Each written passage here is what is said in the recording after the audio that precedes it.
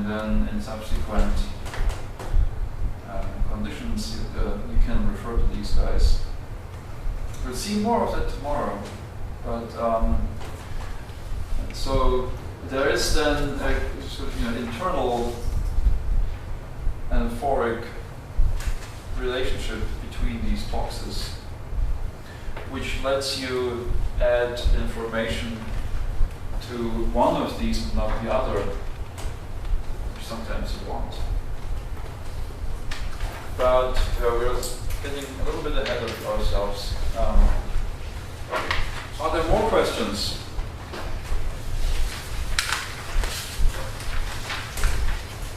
I don't think I should let you go. I should say some more. I want to do my money's earn my keep.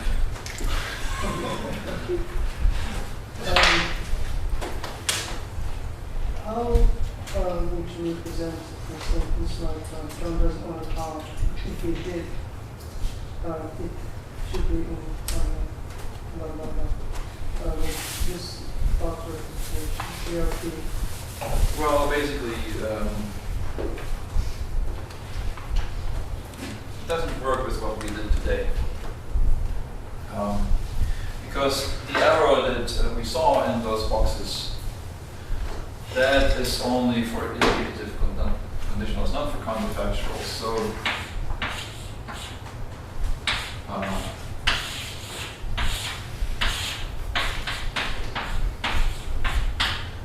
okay, so we want to know whether this box with some content knowledge of these things, whether it can be embedded in the model. And we just look for individuals to assign all of these things to, and all of this has to be true. So there's no way of talking about counterfactuals. If the individual that we map X to doesn't have this property, doesn't own a car, for instance, then the whole structure is false relative to that particular state of affairs. In order to do modality in this framework, you have to introduce two things. First, possible worlds. So you have a model with some set of possible worlds and assignments, and then it's true either relative to some particular world, or it has to be true relative to all worlds in that model in order for it to count as true, something like that. Now, if you then evaluate it at each of these worlds individually, this structure, right, this representation, then you can build in some kind of revision mechanism where the fact that John, your X, suppose X is John, and I don't know, we're talking about negation, right? John doesn't. All right, yeah, if he has a car, right? So he owns a car, that's what we want. That's the antecedent of the conditional, right? Car, John owns a car. The fact that John doesn't own a car in the world in which you are evaluating the structure need not crash the whole process if you have some way of knowing which alternative worlds to look at. So basically this would then move you to the closest world where he owns a car, or something like that. Because Stahlnagel theories of conditionals sort of do this now, theories like that. So in the case of John doesn't own a car, you describe it in A world, and by saying that not A world is true, right? So is there any way to refer back to the context that you discarded? Yes, well, that is, yeah. In this, especially in cases like this, yes, definitely there is a prior piece of discourse that you refer back to, right? And so, yeah, people have tried to do this both in DRT and in other systems. One of the approaches is what I just mentioned, where you have these labels. So something is embedded under negation, and this has a label, say L, and then you can add a conditional which anaphorically refers to this L. Details need not concern us right now. This has to be a counterfactual conditional, so it can't be quite the same arrow. Let's say we have a David Lewis counterfactual arrow, and something is true. So this inherits the information from here.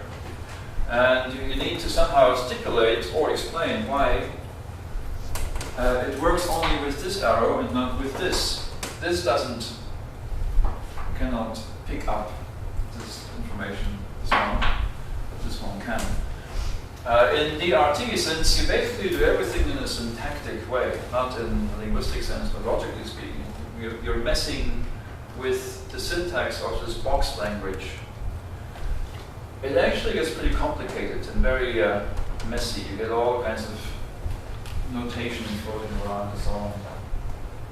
The other approach that we'll talk about tomorrow is to say that you're actually doing some sort of online processing and keep those temporary states in memory. And sometimes you can refer back to them. I don't really want to say a lot about that because that's for tomorrow, but here I don't really like this theory for that reason. It becomes very messy if you try to do everything in these boxes. There is a German woman, Annette Frank, who wrote her dissertation in '97 or so, and she did a lot about modal subordination there. And that is still a very nice piece of work, and there hasn't been a whole lot of improvement lately. So my paper that we'll read tomorrow is about this stats.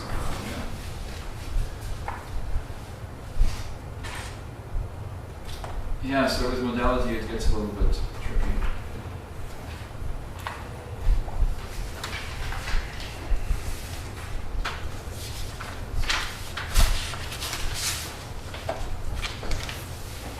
Okay, so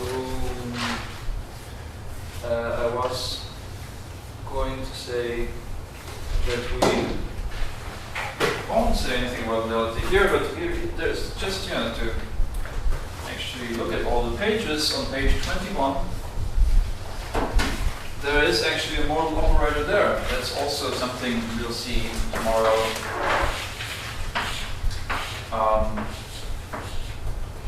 A sentence like, a thief might come in. A thief might break in.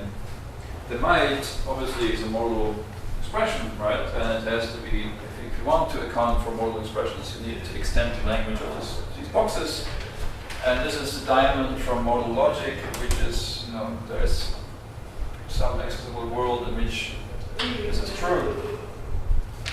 So already here you have something like that as well. And cases of modal subordination happen here as well. The thief might break in, he is tall, where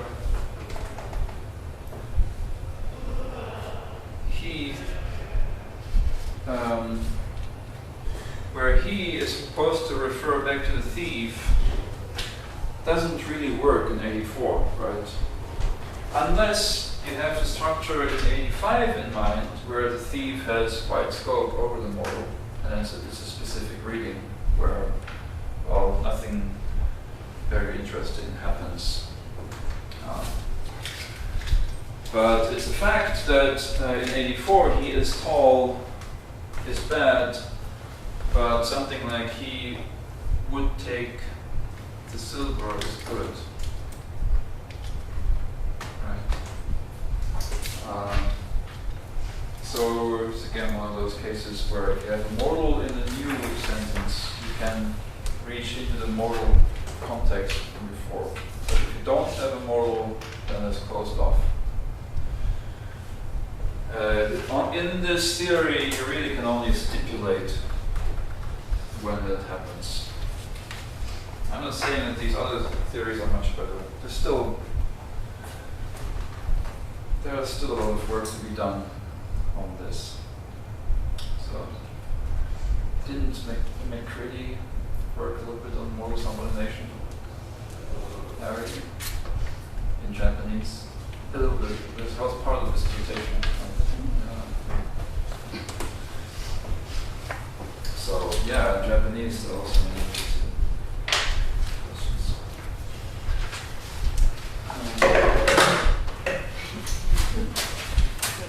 Okay, so I'm not sure, maybe we should grab the line. Yeah.